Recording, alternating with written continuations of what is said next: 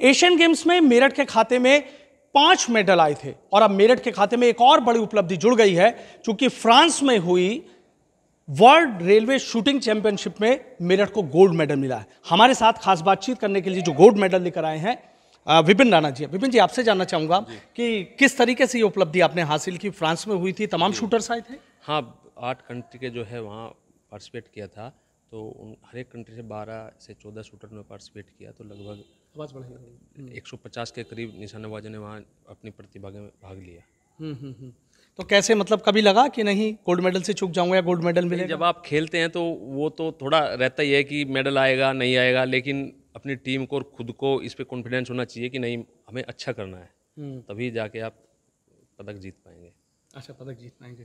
अच्छा, ये तो रहता ही है कि भाई देखिए, जैसे एशियन गेम्स की अगर बात कर लें, मेरठ की बात कर लें, तो आपकी भी बड़ी उपलब्धि है, 5 मेडल वैसे भी आए थे, तो लगता है कहीं ना कहीं एक जिम्मेदारी ये भी बन जाती है कि भाई 5 मेडल वैसे एशियन गेम्स में आए हैं, फ्रांस जा रहा हूँ, तो लगता है कि कहीं ना कहीं जीत कर ही आना है, वो भी गोल्ड मेडल लाना है। जब आपके यहाँ बोलते हैं ना कि आजू बाजू में मेडल आ जाएं और आप जाएं, तो आप खाली हाथ आएँ तो लगेगा यार ये खाली हाथ आया, तो थोड़ा दिमाग में रहता है कि नहीं, जीत के ही आना है, तो वो उससे भी थोड़ा प्रोत्साहन मिलता है कि नहीं, हारना नहीं है, जीत के ही आना है। अच्छा, आपने 25 मीटर में लिया, मुकाबला किससे था?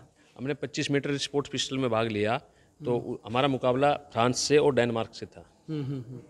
तो किस नंबर पर रहे उनके खिलाड़ी? उनके खिलाड़ी एक 3rd नंबर पे और 2nd नंबर पे रहे, हमारी टीम जो है 1st नंबर पे रही है। अच्छा, फर्स्ट नंबर। अच्छा, इससे पहले भी आपका सफर रहा है, कभी गोल्ड मेडल, कभी सिल्वर मेडल, तमाम प्रतियोगिताओं में लाते रहे हैं आप, तो अब लग रहा है कि कहते हैं कि धीरे धीरे चीज़ें बदलती चली जाती हैं। पहले 98 में हमने स्टार्ट किया था, पेपर टारगेट होते थे, अभी इलेक्ट्रॉनिक टारगेट है, तो ये चीज़ें तो बदल ही रही हैं, समय के साथ बदल ही रही हैं। और गवर्नमेंट भी अभी काफ़ी अच्छा कर रही है, खेलो इंडिया स्कीम चलाई है, खेलो इंडिया स्कीम में बच्चों को, छोटे बच्चों को, उनको एक प्रमोट मिल रहा है, तो उससे तो ये जो मेडल आ रहे हैं, मैं मानता हूँ कि खेलो इंडिया जो स्कीम है उसी के उससे आ रहे हैं। उसी की उसका है। और रेलवे में किस पद पर हैं आप? मेरठ में तैनात? मैं रेलवे में ऑफिस सुपरिटेंडेंट के पद पर मेरठ कैंट स्टेशन पे कार्यरत हूँ, और मैं वहाँ जो है। आप देखा कि जो डीएम हैं, एसएसपी हैं और तमाम एसोसिएशंस हैं, आपको यहाँ पर सम्मानित करने के लिए आई थी? ये डीएम साहब आए, एसपी साहब आए, बहुत बहुत धन्यवाद। और खिलाड़ी के प्रमोट के लिए हमारे जो जूनियर हैं उनको भी प्रमोट मिलेगा इस चीज़ से कि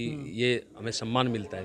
अगर हम देश के लिए जीतते हैं तो हमारे लिए ये सम्मान मिलता है। और द्रोणाचार्य स्पोर्ट्स डेवलपमेंट सोसाइटी को कहते हैं कि भाई वो पूरी कोशिश करते हैं कि मेडल्स आएँ, बच्चे देखें, वो भी आगे बढ़ सकें। द्रोणाचार्य ने जब से शूटिंग रेंज स्टार्ट किया तब से यहाँ पे मेडल लगभग हर नेशनल में या इंटरनेशनल में जीते जा रहे हैं, और द्रोणाचार्य इसको बहुत सपोर्ट कर रही है। चाहे बच्चों को कोई अगर कॉस्टली गेम है, कोई बच्चा नहीं गोलियों का या फीस का अरेंज कर पा रहा, तो उसके लिए भी वो हमेशा तैयार रहते हैं। ऐसा नहीं कि अगर किसी ने गोलियां नहीं हैं तो वो नहीं करेगा। तो यहाँ के कोच और जो यहाँ का ऑफिसर्स हैं वो इसके लिए काफ़ी मदद करते हैं। अच्छा, जैसे एक बात कही जाती है कि भाई उम्र हो गई, खिलाड़ी की एक उम्र होती है, आपको भी कुछ ऐसा होगा भाई अब क्या करोगे, जाके कहाँ जा रहे हो? खेलने की कोई उम्र नहीं होती।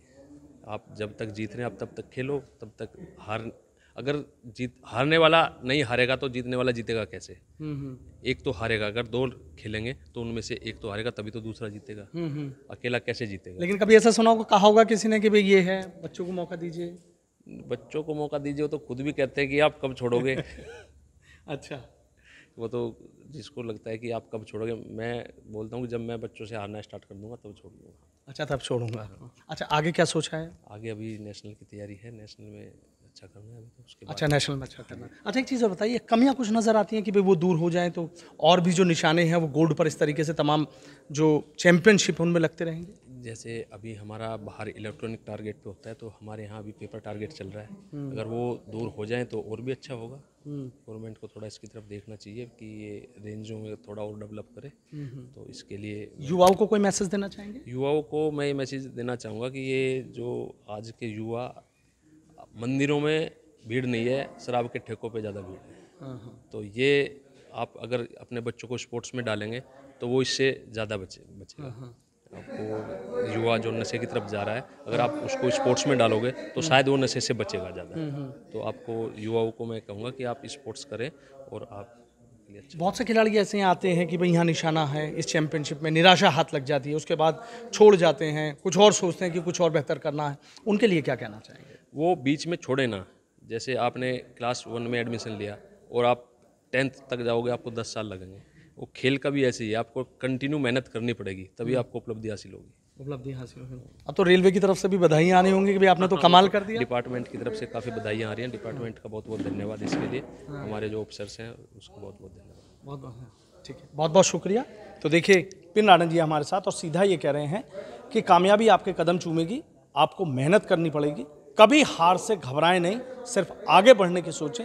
और शायद इसीलिए जो वर्ल्ड रेलवे शूटिंग चैंपियनशिप है उसमें गोल्ड मेडल लाकर इन्होंने ये जता दिया है कि निशाना अचूक होगा, बस आपको एकाग्रता लानी है।